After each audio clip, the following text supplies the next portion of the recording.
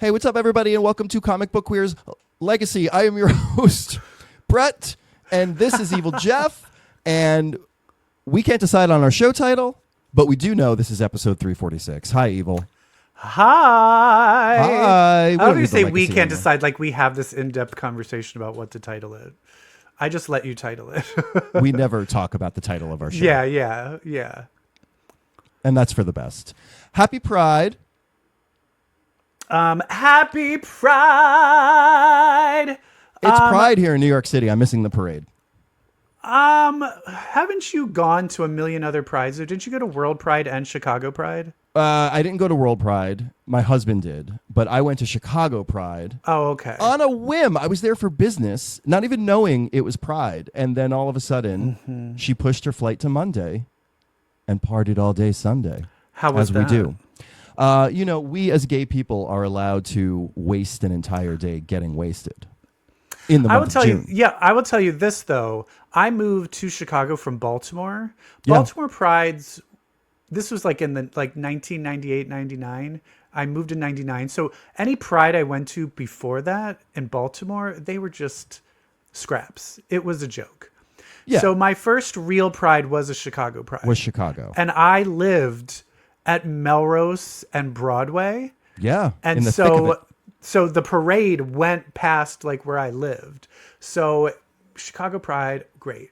Amazing memories. It's such a good time. One downgrade from moving to Chicago, from Chicago to New York, was street festivals. New York street festivals are garbage. Chicago street festivals are where it's at. They're like the defining thing that makes summer so great in Chicago. And this was a prime example. But I will say this. I do feel, like you said, you're missing the parade. I don't feel the parade is the fun part. It's fun never part the of fun Pride part. Is after the parade disperses and the streets are still closed, and then the sun sets. Yes. You see the lesbians breaking up and crying in the corner. Yes. That's the Pride, and then everyone else is just fucking. Yeah. That's the fun of Pride. Yeah. That is the fun of Pride. Oh, so God. you still haven't missed out on Pride. I think maybe you should take a trip down later. Oh, I'm going to get out there when the trash is lining the streets. Exactly. Add another piece the parade, of garbage. Oh, who cares about the parade? Before it's great for like visibility and all that stuff, but it should be a march. Like, I mean, what are we doing in this year of no corporate sponsorship? What is this parade? Oh yeah, going to I look wish like? all the gays should just have guns. We should we should do like the Trump parade where it's all soldiers. Yeah, I want that, but with a bunch of faggots and lesbians and trans in people. lockstep. Exactly. But more just doing like a two-step, or just like we have to sass it up. Yeah. No, absolutely. A two-step. Kickball change. We're just kickball changing down. 5, 6, 7, 8. Da da da da da. And then they're like, you're twirling the rifles around like a baton. Yeah. I love that. Was it on this show that I came to the conclusion that for some reason 1, 2, 3, 4 is very straight and 5, 6, 7, 8 is very gay? No, but I love that. Okay. Good. I love that. Did I tell you about my improv audition, the fight that we got into? No, you told me a little bit about the audition, but not the fight. I'm on a new improv team at the Pack Theater. So yes, and come to the Pack Theater on every other Wednesday and see me perform in LA. But when I was auditioning to be on a team, in the one improv game where you're like, 1, 2, 3, 4, 5, 6, 7, 8. 1, 2, 3, 4, 5, 6, 7, 8. 1, 2, 3, 4, 5. 1, 2, 3, 4, 5. We got into a fight over whether it was 1, 2, 3, 4, 5, 6, 7, 8 or 8, 7, 6, 5, 4, 3, 2, 1. 8, 7, 6, 5.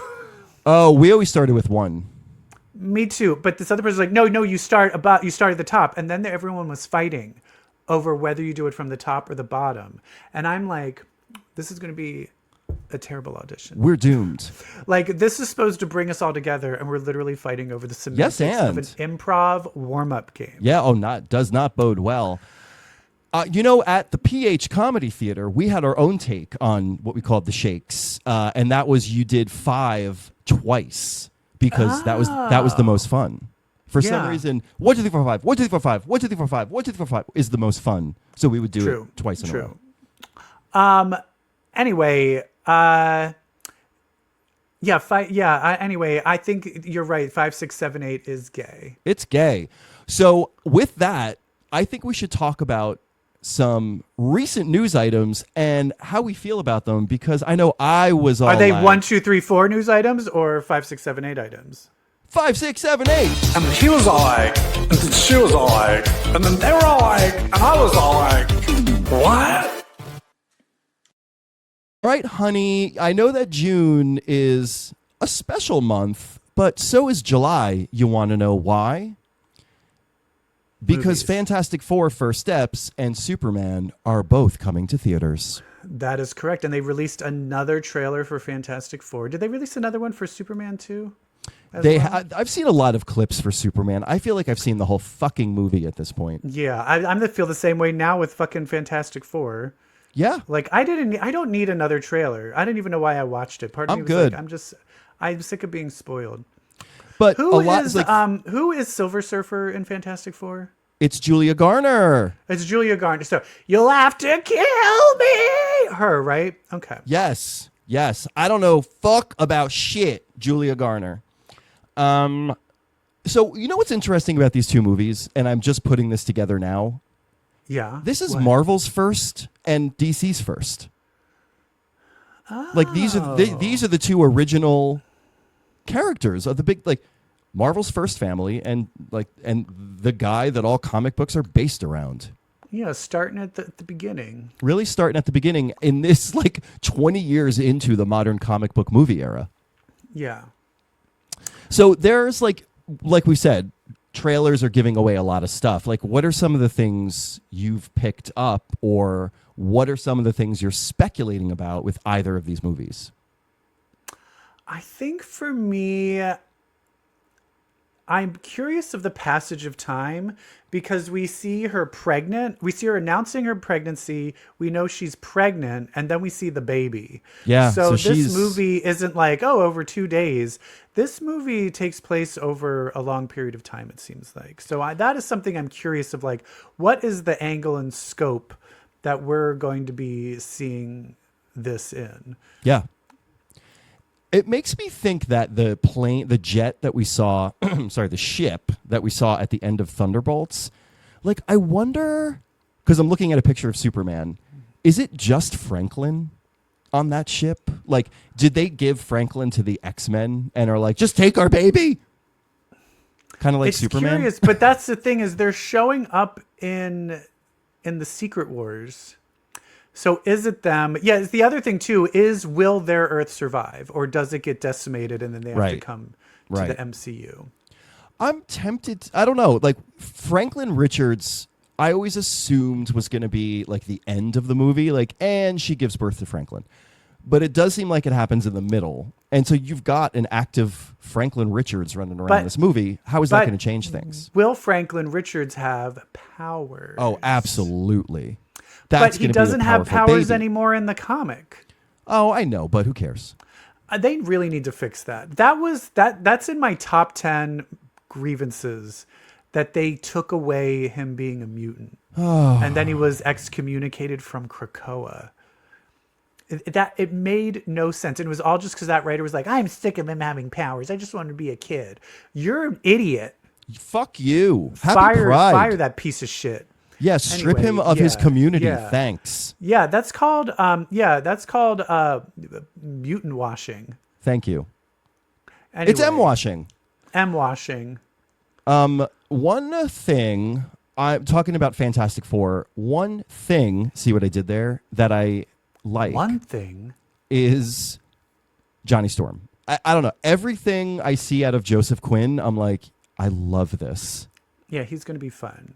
He's going to be fun. We finally saw Pedro stretch in some of the trailers. It looks great. It looks good, and it's very kind of subdued. Like, he's not like, in the trailers, his arms and legs are extending somewhat. Yeah. He's not he's not going full Plastic Man. Like, he's not turning into a hot air balloon yet. Yes.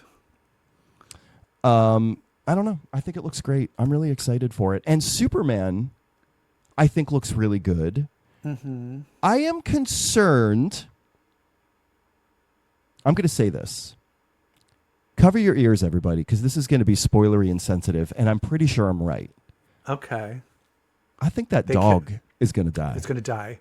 I knew you were about to say that. I 100% think the dog's going to die too. And you know what I have to say? Thank God, because I'm not really big into Superdog. Superdog can suck it. Yeah, it's kind of cheesy. You know what it feels like? Even though I know what's his name? Cosmo. Crypto. No, Cosmo's from Guardians of the Galaxy. Yes. Okay. Not to be confused with Astro. From the Jetsons. Yes. The Jetsons. Crypto. Even like though he was not in it, it feels like Super Friends. It does feel. This feels very. So there's another shot of like Lois Lane piloting a spaceship in the trailer. And this does feel like we're going hard on comic booky. Like we're going hard on Super Friends. Yeah. That feeling. And know what I do also wish, which I this is my one thing I wish this movie will address, is that an extra power of Superman is that he actually looks different when he puts those glasses on. They are doing that. So world. James Gunn has spoke about this. He actually wears and this is canon in the comics, but it's been forgotten. His glasses are like hypno glasses. Like there's technology in there that prevent people from recognizing him. But does that work on the television? Probably. Okay, good. I always wanted that to be addressed because it is like we're too like back in the olden days. You can look past that, but we're too clever now. And when we talk about a show later, I feel the problem is we have now reached such an oversaturation, and we are so media and narrative savvy that we can't. The viewers don't let anything go. Nothing gets past if people we these see days. anything that seems a little off. Someone's going to start a podcast. They're going to do a TikTok, and they're going to say that they're going to kill that it's the worst thing ever. So you have to be on top of everything these days, and it's kind of exhausting. It's stressful. And I'll tell you this: we're guilty of it. Oh, we sure are. Sometimes we'll be talking about X-Men. Like, I'm sure even Fantastic Four will be like, the way his body moved, like, that's not how his powers would work. And then you're like, it's about 4 people with magic powers. But we can't suspend disbelief for something. Right. For like, and then for us, we're like, Dazzler would never say that. Okay. Yeah. No, actually, Dazzler absorbs sound. So there actually wasn't enough sound for her, and you're just like, it's the X-Men. Shut up. This is what you choose to do with your life? Yeah, I know. Exactly. And we do it too. And I hate it. We do it too. And I hate us. Okay. Is there anything else you want to say about these two? I'm very excited for both of them. So I'm very excited for both of them. And I'm not going to play the game of comparing. Like, I'm more excited for Fantastic. Let's play it. Who do you think you're going to... Okay, which one do you think you're going to like better? Fantastic Four. I think I might like Superman better. Okay. I have a feeling I'm going to be disappointed. Like, Fantastic Four has a higher potential to disappoint. Yes. Where Superman, I don't care, and James Gunn always delivers. Yes.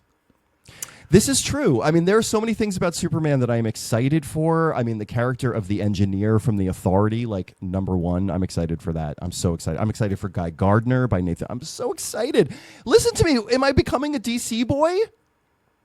No.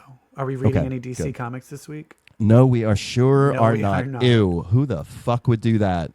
All right, but we are watching a bunch of shit. You know what I mean? Yes. How about we hit some music so we can talk about it?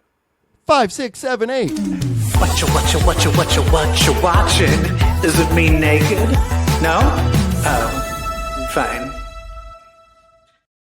What you watching, bitches? I'll tell you what we're watching. We're watching the new Marvel. Hey, did you see... So we're talking about Ironheart. Hey, really quick, though. Did you see Friendship, the Tim Robinson, Paul Rudd movie? I did not. Did you like it? I loved it. And... I have a question, though. How cringecore is it? It's the show. It's a movie. It's a sketch from the show, but 2 hours. Okay, but is it like... Is it just big very... cringe. Okay, Big. That's what... Like, I love those sketches, but it's the same thing with, like, Nathan Fielder's The Rehearsal. Going into something like that for 90 minutes, it's like, am I going to have a good time? Are you laughing more, or are you just kind of like, oh, like, you know what I mean? Like, your reaction for most of the movie is, oh my fucking God. Yeah, and so that's what's made me like, I'll wait for it to come out on on streaming because I'm just like, The point of it is, one of my favorite lines from the movie, he keeps saying it over and over. He's like, you guys want to go see the new Marvel? I hear it's supposed to be nuts. So that's just how I want to address every new Marvel thing to come out. You see the new Marvel? It's supposed to be nuts. Now, that said, Ironheart, decidedly not nuts. But let's do a 1, 2, 3. okay. Liked it, love it, or hate it. Okay. Oh, only one of those. Oh, no, Okay. love, like, hate. Okay. Love, like, it's fine, hate. We should Okay. expand our criteria. Love, Okay. like, it's fine, hate. Ready? Okay. 5, 6, 7, 8. It's fine. But I'm saying this because it failed a huge test for me. Not the Bechdel test. This movie definitely passes the Bechdel test. Well, thank God. But guess what happened to me while I was watching this? You fell asleep? I fell asleep twice during episode What time 2. of day did you watch it? And then it was like later in the evening. Were you on drugs? No. Valium? No. But it just wasn't. I was just watching it to like get through it. It just, I feel like Homework. this, but here's the thing. I feel like it's all there. Same. Like it has a good bad guy. It has does? a good premise. I like I mean, in general, I like the Red Hood. I like the hood. Yeah. I mean, That's what I'm saying. The Hood. Is he the Red Hood or just the Hood? The hood. The Hood, as Great a bad, like character. if that's what I'm saying. If like you walked comics. into the pitch meeting, it's the Hood is the bad guy. Riri gets expelled from MIT, and then her big enemy is going to be magic. So Yeah. magic versus science. Great on paper. It's great on paper. They then get lost in the dead friend as AI. I think that's where it just starts getting. They're not doing a good job of really getting what the stakes are. I don't get what the stakes are because she's like, I have to be illegal and do this crime so that I can afford to buy more stuff for my Ironheart Right. suit. That's not a strong enough reason to do crime. Like, what is the outcome she's working towards? It's like she just keeps saying, I want to build something iconic. I want to build, and I'm sure that's what she will do in the last episode. Like, she'll create this suit that's like ungodly. Yeah, but also they've But- set up that the Hood is like Robin Hood, that Yeah. they're only fucking with like super corporations that are like hurting humanity. But Riri couldn't give a shit. And part of me was like, maybe she should give a shit about it. I don't know. I was just like, it seems like no one really cares about what, like everyone seems to be in it for the money, but then it's like, then Right. why is he even doing stuff for good Right. if none of the people even care about that? Yeah. So there's just, and that also just lowers the stakes. For me, there's no clock. There, like the stakes are always higher when time is an antagonist, and time is not an antagonist on this one. There's no deadline. There's no thing that we have to accomplish before X time, which automatically kind of deflates the stakes a little bit. Yeah, and also where she, like, let's say who's going to end up, I'm assuming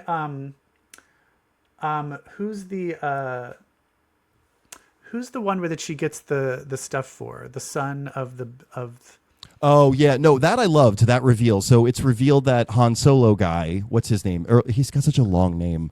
He is Alden actually the son Ehrenreich? of. He's the son of Obadiah Stane, who was Jeff Bridges from the original Iron Man. He's Yes, and him- Ezekiel Stane. Yeah, Ezekiel Stane in the comics is like a bad Iron Man.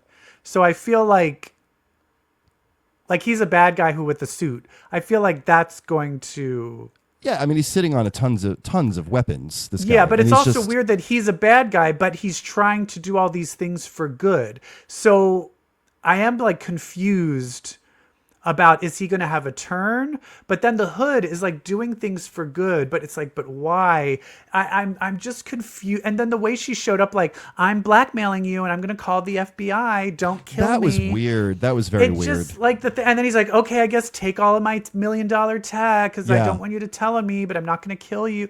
It was a little like the plot was plotting and there was explanations weren't working for me. Defanged, like it's just like this is the thing that's got to happen. Yeah. So this is how we got there. They're not, and the stakes I feel they're giving is Ironheart being fucked over with her dad and best friend being murdered. Yeah, but I still feel I don't feel that is connected to, like, there needs to be like the Hood killed them, or you know what I mean. There needs to be something that connects. Maybe that is what happened. Maybe that is what happened. And then, can we also talk about her best friend? What's his name in the show? Xavier Washington? Yes. Wait, who is this? The best friend who's like, come to this concert with me. Oh, the guy. Yeah, this is the brother of the murdered best friend. He's not there. Did you get that? Did you notice the Sixth Sense? Wait, she is what? the only person that talks to him. Wait, what? Go back and watch it. Jeff. He does not talk to any other human. Even when the what's his name, Stain, shows up, they're all talking and then he literally walks past them and then just goes like this. The mom and him don't acknowledge him at all. Wow, wait. He's AI. I think he might be another AI construct. Do you think a demon or something? Oh my God. Wait a minute. Because we all know. And maybe I'm wrong, because I'll tell you this. I did fall asleep a couple times. So maybe there was another scene where people interacted with him. But there was a moment I was watching and I'm like, he has not talked to any. Because for me, I had that Sixth Sense. Remember I said we're too savvy? Yeah. I have that Sixth Sense, literally movie Sixth Sense. When someone is only talking. Yeah, when someone is only talking to one character. Yes. I immediately am like, are you real? Just like Negan in The Boys. Yeah. Yes. And so I don't think that person is real. Oh my God, you're fake, girl. But you know what? It makes me feel better that you didn't clock that, because I felt it was so obvious that it was like, and that's so obvious. But I could be totally wrong. Watch me end up being wrong. I mean, you could be wrong, but also, like, we all know what character is going to be dropping imminently, right? So you've got wasn't that at the end of episode 3? Wasn't that Sacha Baron Cohen? When like that big weird, what was that big weird? When he's like isn't at the end where he's like saying like why when his cousin died? I think it is. And then this big thing rises up. I'm assuming that's Sacha Baron Cohen. It's got to be Mephisto. So anyway, it's kind of the same problem I had with like Ms. Marvel, where it was like the stuff's here, but it's just got to like be tightened up a little bit. It's not. Yeah, it's just the pacing. Yeah, and the stakes are off. I also wish Anthony Ramos, who I love as a performer, was just having more fun. The role is just kind of flat. His take. I think she's great. I think Dominique Thorne is great. She's doing all right. I think her problem is she's not the problem. She's not being given. She's not. And I will tell you this: Shea Coulee. Shea Coulee is great. Who is the other girl? Eric Andre. Like her name's Clown. Yeah, the one that's in charge of pyrotechnics. Yeah, they're playing fun. Like they're playing it up. You know what I mean? They're carving out character, and I don't feel like Anthony Ramos is carving out character. Not at all. He's delivering lines. I feel that the cousin, his cousin Cugino or whatever, had more sharper. Of a and now he's dead. But I think that's the interesting thing is did she purposely kill him, or was she really going to try and save him, or was she just like, no, I'm not because in the end when she saw it, she purposely didn't let the oxygen go back in that room because he would have blabbed. He knew that she was up to no good, and so she got rid of a loose end. Yeah, so I think that's That's where I'm like, Yeah. okay, that's interesting. She's now killing people. She didn't kill him, but she didn't save him, knowing Exactly. that he would die. Yeah. So, But and like, I what will if he say, doesn't? the other thing too is the heists they pull are a little pedestrian. Yeah. I just feel like we've seen Ocean's 11 and stuff. Like they're not that. Where in the end he like sneaks into that car for that underground Chicago tunnel thing. Yeah. And then he's just like, and you're gonna make us partners and pay us 6-figure salaries. Boom, we won. And I was like, oh, that's what was happening. The other thing then, Like she almost got crushed so you could get a job. so you can get $100,000 payroll. And that was the thing. He's like, put us on your payroll. And then all of a sudden they're throwing like mountains of cash in the air. I'm like, that's not how payroll. You got a direct deposit, honey. Like, what are you getting cash for? Yeah, I feel like there's just some things that are off. And then the whole her friend is AI. I still am not sure of like how did she accidentally make it? That's another thing. It's like I was she just said she's like, I used brain scanning technology to create. Like she was supposed to make something else, but her brain took it. Kept thinking about her, and so it made. Yeah, it was like her subconscious created it. I don't know. Yeah, but listen, this is not the only thing we'll be talking about where it's like, does this AI have feelings? Where is the line between a person and an AI? How can they feel? It's so funny. And then I'll watch these shows like AI, they do have feelings, but me in real life is like, turn all AI off and don't let it exist. Thank you. Can I just tell you though, do people use ChatGPT when you're doing and working jobs or anything? Yes, a lot. I have already had the issue of people looking stuff up on ChatGPT and it is wrong. Right. And we were asked to find like, was this person in this film? Can we like get some clips of this person in this TV show? And I was like, they were not in this TV show. And then someone's like, no, I just looked it up. They're definitely in that TV show. The person went on ChatGPT. Right. And then when I looked it up, they mixed up, and it's an old lady character. They mixed up 2 old lady actresses. Oh God. And so I had to go to IMDb and show them because everyone's like, pull the clip. They're asking me to pull a clip from a TV show. And I'm like, I know she's not in it. It doesn't exist. And so then I sent them the IMDb page and was like, they were never in this show ever. And then they were like, wait, ChatGPT was wrong. I'm like, yes. Yes. Stop using that as Google. Oh my God. Anyway, Ironheart, you're on my, my thing is, if I'm not falling asleep, that's like the baseline. Great. So if I'm falling asleep, that's not boding well. All right, do better, Ironheart. Because I love the character. Yes. Character, yay. Character, yay. Execution of show, meh. Just a little boring. Yeah. Let's go. What's next? Speaking of which, M3GAN 2.0. That I did not see it. your girl did. This is not getting good reviews. Well, it's about to not get another one.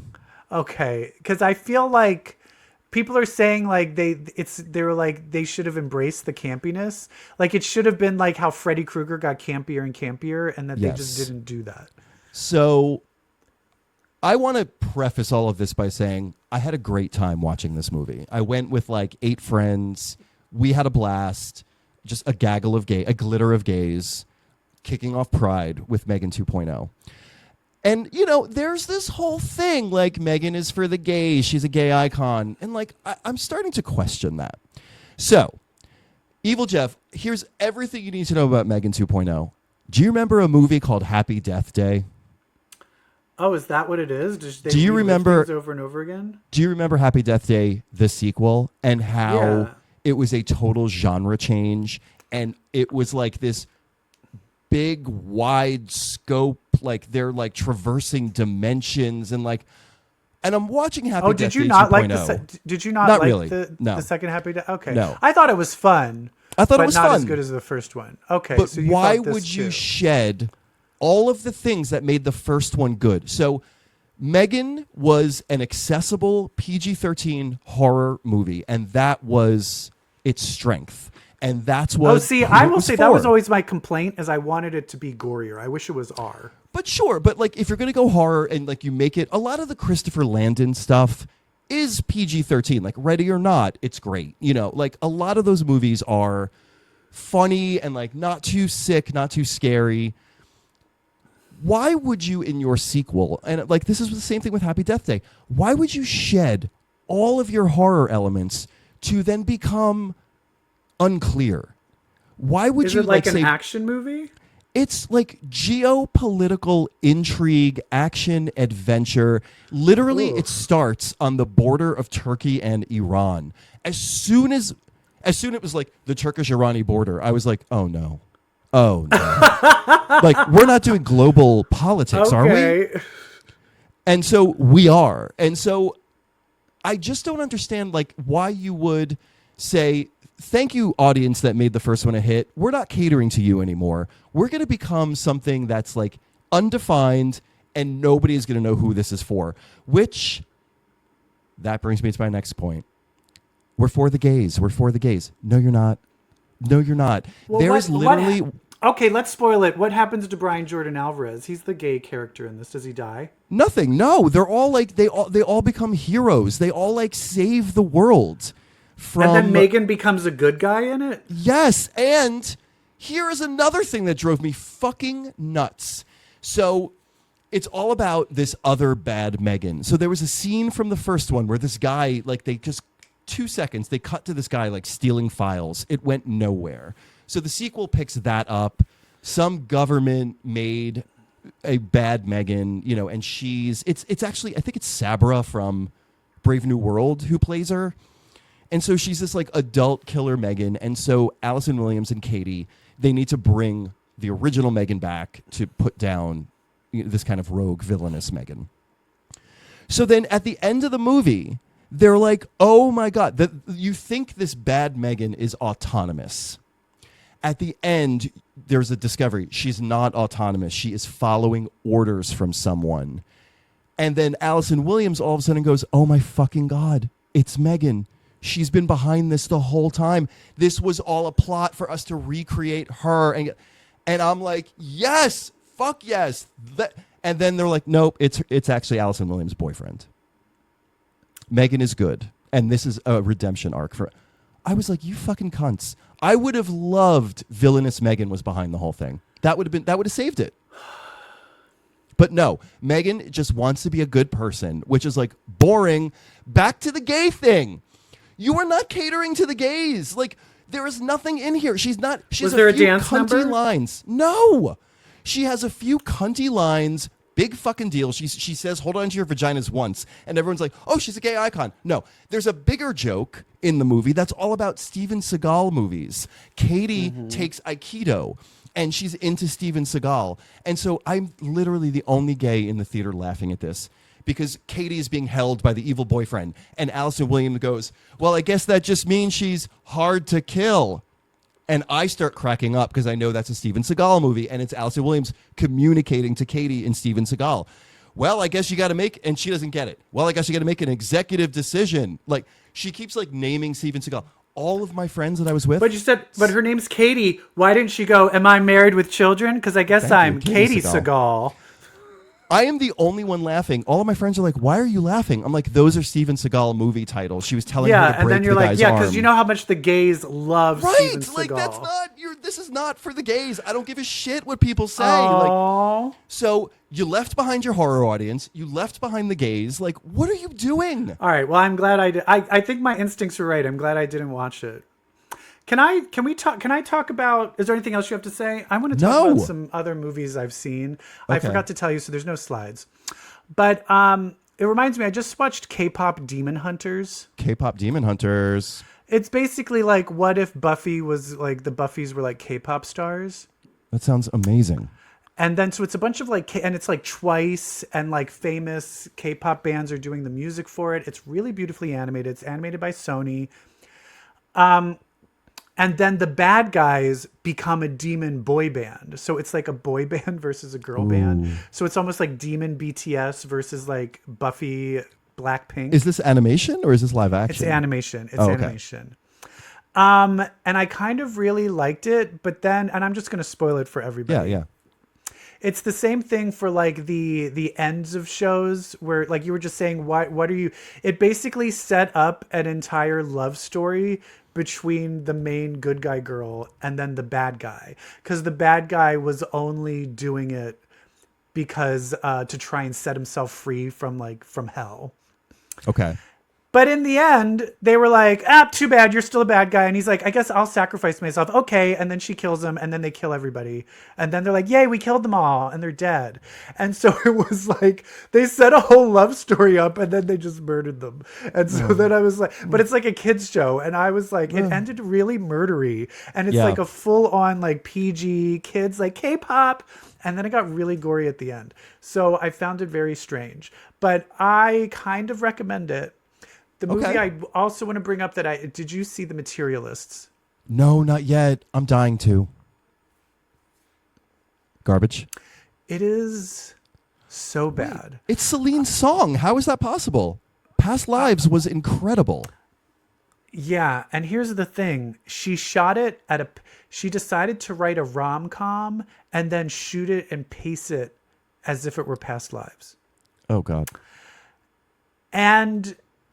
And for the beginning, I was into it for like the first 20 minutes. I'm like, oh, I like this. It's like like she's a matchmaker and she's really like but here's the problem. And I do feel maybe I would have liked it if it didn't have Dakota Johnson, the worst actress in the world. What are we doing with Dakota Johnson? How is this happening? But here's what it is. When you see her in interviews, she's delightful. She's lovely. And I think that infectious energy when she meets people are like, oh, I want to work with you. But she can't act. She goes to the school. She is from the Melanie Griffith family acting school of like Flat. There's scenes. She has zero chemistry with Chris Evans, zero chemistry with Pedro Pascal. So you're kind of like, who should I choose? And you're like, who cares, bitch? I don't feel anything. The only person who had chemistry was Pedro Pascal because he can have chemistry with a fucking brick wall. Right. And so she kind of ruined the movie. I do question, I might have liked the movie if it was a different actress and there was chemistry. But if you're watching a romance movie and there's no chemistry and that, like there's a scene where she's supposed to be crying. Like it's a flashback to her and Chris Evans breaking up. And she's like, I don't understand why I have to care about money. And I was like, is this a RuPaul Drag Race acting challenge? What is happening? Oh, God. Anyway, so watch it at your own risk. So I just wanted to throw that out there since we're bringing up movies we watched. All right, what are we talking about next? Oh, next we're talking about Murderbot. You know what? I realize I'm one episode behind. I did not see this episode of which the picture. Oh, okay. Yeah, okay. Yeah. But I understand it delves into Murderbot's past and maybe kind of fleshes out what that thing he keeps seeing in his shoddy memory Well, is. basically, they take the what's the robot guy's name? The one that's half human. No, the half human. Like Garanthan, Gura. Yeah. Garanthan, because he was injured, they need to take him back to the med bay to fix him up. Yeah. And in order to like help him not feel pain, because he's like, it was revealed that he was like kind of fed drugs to betray them. Yes. So he's clean. He's like, I don't want any anesthetics. So the sec unit is like, I'll tap into your brain and turn off your like pain sensors. But when he does that, he sees all of the bad stuff. Oh shit. And then tells everybody. So there's kind of like, that's what that's about. And they're but he basically says, I don't know if those are real memories. Yeah. He's like, cause it's a glitch and it could have been implanted in me. He's like, cause I honestly don't. And they're like, but then why are you called Murderbot? And he's like, that was not why I was called Murderbot. Like basically he's like called Murderbot because he thinks it's cool. It's cool. Yeah. Yeah. But this show is like just so refreshing and short and fun and zippy. And this is my joy. This show. It's fun. Yeah. I really want, like, I think other shows need to see this. So like, this is how it's done. What else does this guy do? What's the other thing the makers of this did? What did they do? Oh, I don't know. Vamp. I don't know. I look at but I was skimming through the book because it was years ago that I read All Systems Red. the first book in the Murderbot series, and it like the differences between the show and the book are starting. Like I was like, oh yeah, the show is a lot more conflict oriented between the characters than the book is. Is the book, does he just hate them and that's it? He doesn't even hate them. Like for example, he never visualizes murdering them all to keep them quiet. Like he had that hypothetical thing where he's like, maybe I should just kill them all, and you saw that happen. Like nothing like that in the book happens. Like the crew doesn't fight as much in the book as they do in this show, which makes sense, like for a book to show translation. And the other thing I think is fun is the show delves into his media more. Like in the book, you don't really know what the shows he watches all the time are. Like you never cut to Jack McBrayer and who the hell's in it? What's his name? Harold and Kumar. Yeah, John Cho. You don't dive into that stuff. So there's just like a lot more detail in the show as opposed to the book, which I thought is so odd because typically it's the other way around. Yeah. Oh, this guy, he did like the Golden Compass. Oh yeah, and the Cole Kidman. Yeah, but then he also did he wrote the Cinderella Disney movie. And then he wrote About a Boy with Hugh Jackman. Remember that? Hugh Grant? And then Lex Luthor when he was a kid. What's his name? Yeah, wasn't that Hugh Grant and Nicholas Hoult? Nicholas Hoult. Yeah. Wait, wasn't About a Boy like that's like a famous author? Oh, it's the Weitz brothers. It's the Weitz brothers. Yeah. Anyway, they did all stuff. Anyway, I'm really into Nick Hornby. Yeah, I thought that they did other, but looking at this, they don't really. This is very different than other stuff they did, and they were killing it. They really are. It is just crazy where sometimes you just can't put. It's like it's hard to like put your finger on it. It's like pornography where they're like, I know it when I see it. Yeah. It's just like it's either clicking or it's not clicking. You know. Right. And this is clicking. Clicking. The cast has a lot to do with it. I think Alexander Skarsgård in particular has a lot to do with it. I want the family to do a movie together. Yeah, same. Why haven't they? I need the brothers and the dad all to be in some fucking movie together. Yeah. It'll be great. Yeah. Horror. Yeah, no, but his narration is great. His character work is great. I just really love this show. I'm inspired to continue reading the books. I only read the first one. What else do we got? Oh, bitch, we got Drag Race. We now have a full roster for the semifinals. And let me tell you something about Drag Race All-Star Season 10. It's so cool not knowing who your cast is going to be. You know, like we didn't know who was going to be competing. Like, so now that you've got these 9 queens in the semifinals, it feels like fresh and surprising and fun. I will say I wish there's more episodes because there's only 3 more episodes. Oh, really? After this, I wish there was more. Oh. Because they kind of just do eliminations and then there's a big, like, what is it called? The Lollapalooza. You know, they're saying it's all like to the final Lollapalooza. Yeah. You know what I mean? I wish there was a couple more. Whittle it down a little more because this is the group that we want to see. I assumed this was going to be like another 9 episodes, honestly, like and one would get eliminated each one. No. I wish it was. I mean, I guess that's more up to Paramount, but I wish it was longer. Which is for me saying I think this is a really good season. I do think they maybe should have switched bracket 2 and 3 because I think bracket 2 was so like intense. Suspenseful and drama and intense that this bracket, the third bracket, seemed a little more because Ginger was just dominating so much that it ended up feeling a little flat. And I will tell you this, I think people are really buying in to this Denali fandom obsession of her being wronged and Ginger being favorited. And I will say this, everyone's like putting these theories of how Ginger's favorited and Ginger shouldn't have won that lip sync. Have you never watched Drag Race before? Have you never? Ru's like, the final decision's me, bitch. Like, she makes the decision. And so sometimes she's like, I thought Ginger was funny. Sorry, Denali, I'm picking Ginger. And then everyone's acting like there's this huge, like, Illuminati cabal. Right.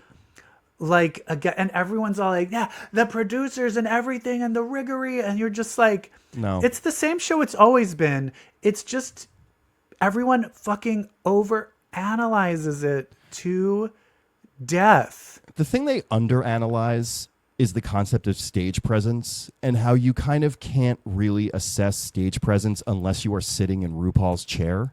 Exactly. And I know, because literally people are being like, if you saw that, like even Bob the drag queen and like Willem and Alaska on their podcasts are like, that lip sync, how could you give it to Ginger and not Denali?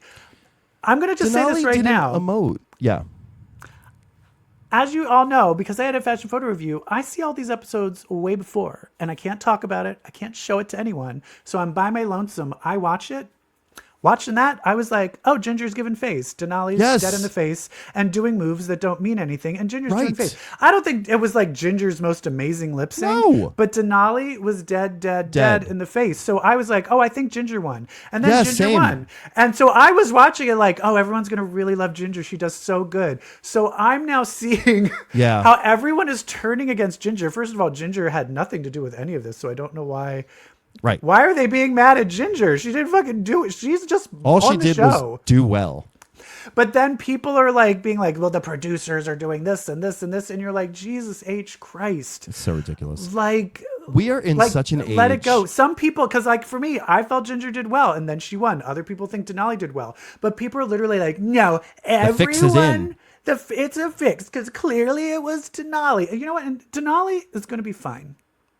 She'll be fine. I would even argue Denali is probably going to be the queen that makes it through in the lottery. Yeah, and I have a feeling they might bring her back and then be like, okay, everybody loves Denali. Let's really bring it through. But that's the thing is, for me, who of these 9, who's your girl? Who do I want? Who's your girl? You know what? It's like, it's if I analyze, I'll come up with like 3 different answers. But I'm just going to go with instinctually my heart. It's Aja. Really? Oh, okay. I love Aja. I think Aja, personality, give her own show. Yeah, look. But the looks are and in the challenges, just so. So far, she's not. I mean, and she's great. I love her. I totally think she deserves to be in the semifinals. But for me, Bosco and Lydia Butthole. They are the future of drag 100%. Those are the two I would love to see win. Like those are the two. Obsessed with them. Same. I am very biased because you might see something of me working with Lydia in the future. Oh. But Lydia, I'm obsessed with her. I love her because I love her. Because I'll say this, because in the last season, I was like, I'm obsessed with you. That first lip sync she did. I was like, oh. Did you ever see her audition tape? You're that girl. I didn't. Is it? No. Oh, wait. I've seen clips of it. Yeah, from Hello. Where she's in the car. Yeah. And the puppet is outside the window, and it's like film noir. I'm obsessed. Yeah, she's just and I know all queens are different, but she has this kind of she has this aesthetic where she loves David Lynch. She loves kind of older comedy references, and she's only 21, so she's still young and new and fresh. So she's taking like these older things and like revamping them. It's just and just has a very weird take on things. Yeah, and I love it. I was given my whole life when she won that roast. When she won the villains roast, like that was a moment where everything felt correct in the world. Yeah, but how do you feel about who made it into this final bracket of bracket 3? I mean, obviously, like the Cynthia Lee Fontaine thing, I'm like... I do feel Denali deserved it over Cynthia Lee Fontaine, but I think Daya and Ginger were fantastic. But people are now fighting, saying for that last challenge that Denali did the best and actually Diabetti did the worst. And I feel like every 3 people you ask have a different opinion. I also feel Acid Betty did really good. She did really well, if Acid Betty was there instead of Cuckoo. Yeah. And I think Acid Betty maybe... I think they could have... I do feel like the limitation of this is because it's only 3 episodes. And I think maybe this is where there could be riggery, is they decide what type of challenges it is. You know what I mean? And so if there were more challenges, I think Acid would have had more of a chance to like. Yeah. And to Acid shine did the through, right 'cause thing. She's really good. Giving the point to Cynthia Lee Fontaine was absolutely the correct thing to do. You know, like I thought it should have been Denali, but there's no way you can deny that was wonderful. That was lovely. You know, And that was push good her along. TV because you didn't Yeah. know. You didn't know. Yeah, I mean, there's riggery in things like I'm deciding I'm going to give you each a half point. You know, like, and you know that's going to disrupt in a wonderful way. You know, it's little things. Yeah, like because that. when watching that, I'm like, I didn't think Mistress I can't fucking stand deserved Mistress. to I tie fucking hate that. Mistress so much. Oh my god. I do not want to see her in TV anymore. And now she's skinny. Now she had the surgery because they shot like weeks or And so months is after, Ginger. right? Yeah. Oh, really? Ginger. Yeah, both of them are on the Ozempic. It looks like they Yeah. both are slimmed down. Yeah.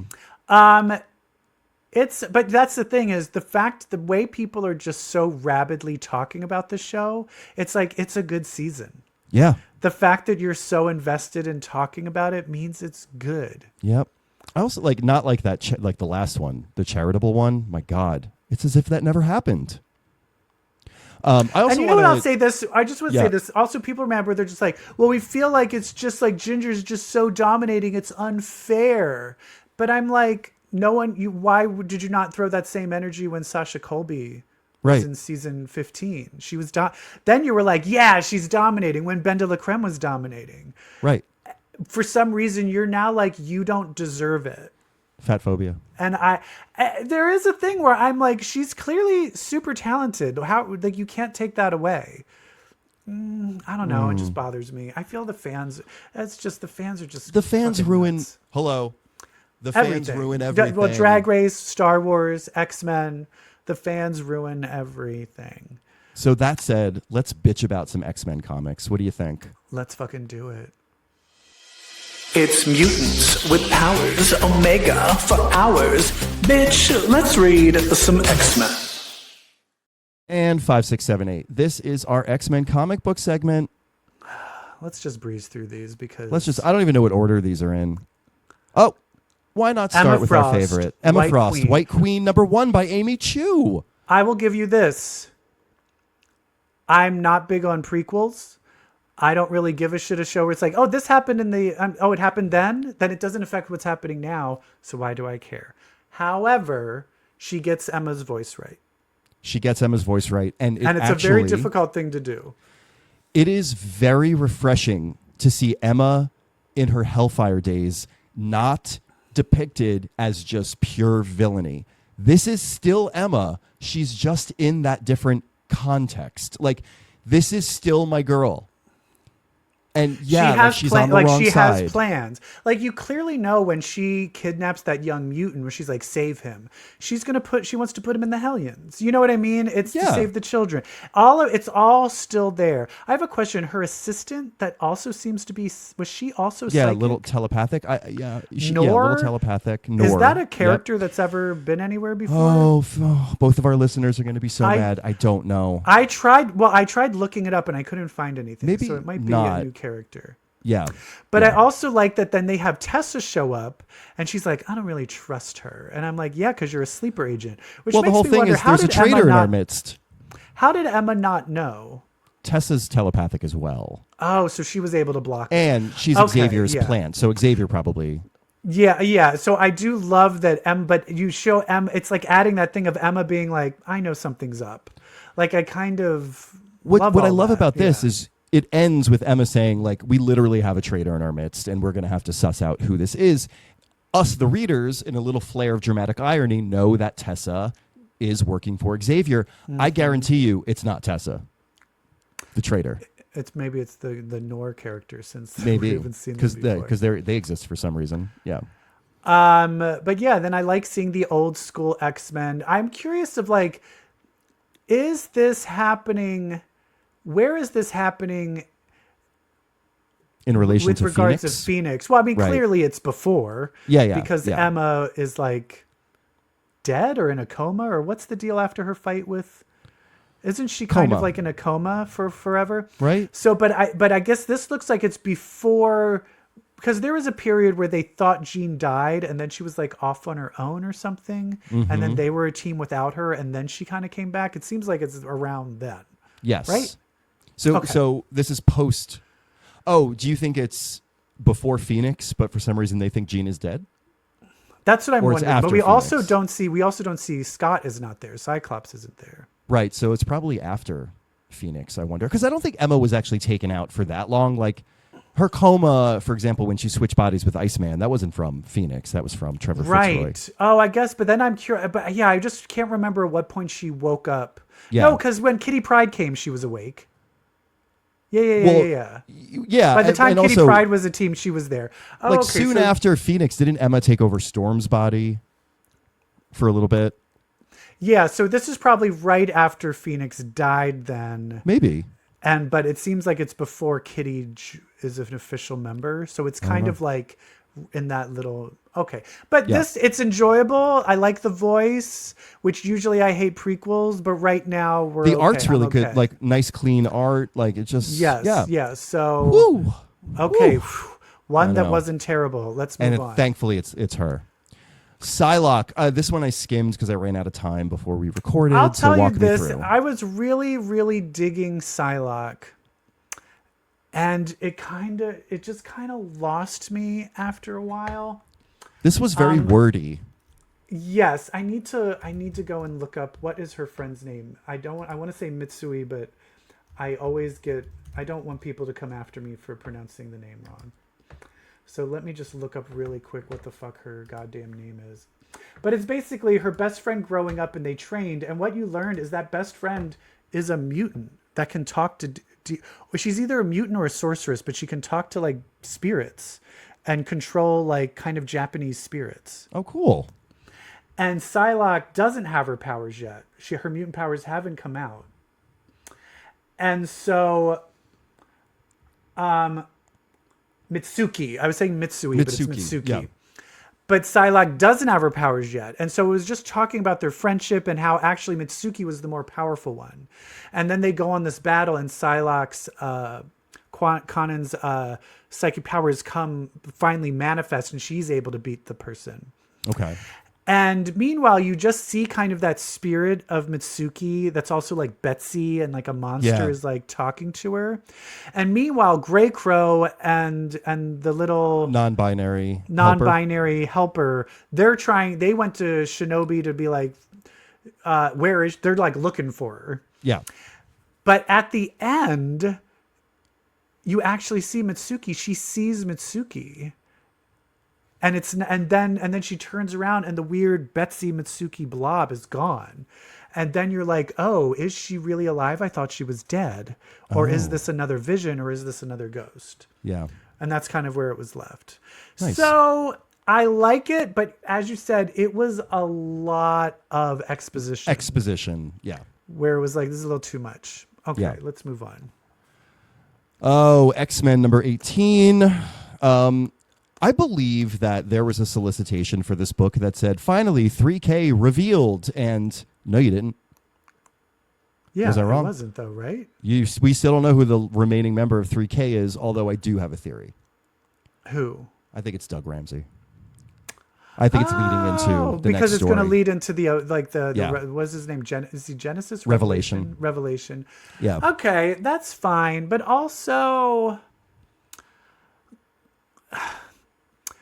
the final thing where they sent the mom and she was like, "I do love you and be a good person." Yeah. And to then the Cassandra pipe Nova the being mutant. like, "They don't care about you." Yeah. And it's like, no, I had a name, and then the end they still left with it. She's like, no, yeah, you're right, Cassandra Nova. And I'm like, no, you were doing But great. then it was like, but then why did you? Yeah, it just didn't.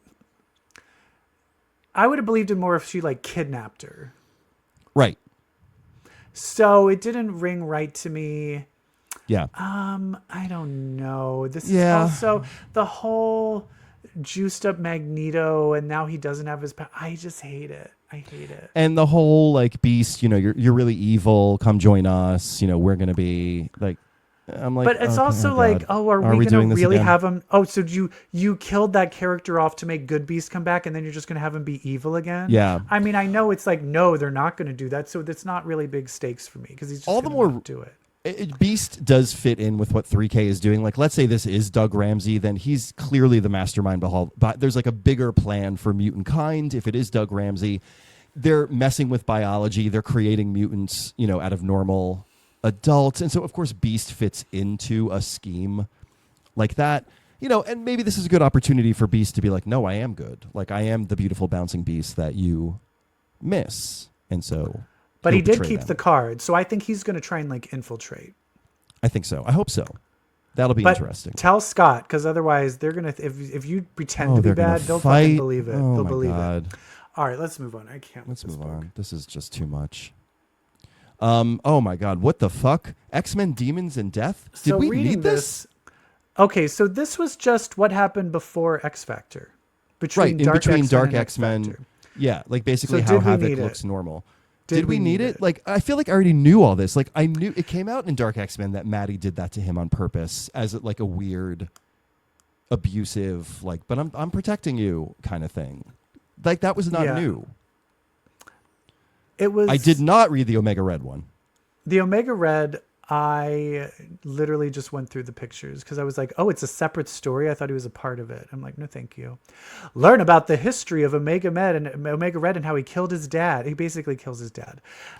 But I think, isn't it like a face turn for him then? Like, are they making him good? Is he going to be our next X-Man? But this happened. But this is like, it looks like this was like when he was younger. I thought this was happening like in the past. I don't know because I didn't really read it. No, I think this was like filling in the gaps of like. Omega Red is the fetch of Mean Girls. Can we stop making it? Thank you. It's not going to happen. Stop it. Happen. No one gives a shit about Omega Red. All right. Anyway, move on. This was. I like seeing our friend. What's his name? Naster, that demon from Inferno. Naster. I always love that horse face guy. But then he kind of died off camera. I know. Like off panel. Okay. What's next?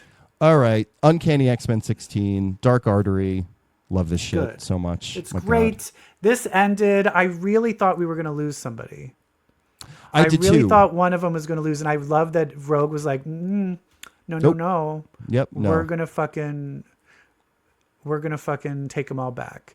And then they just had a kind of a battle, and then kind of sadly, that poor woman, in the end, she was like, oh, the bad guy was just kind of like the other goddess was speaking through me. You don't really have to take over.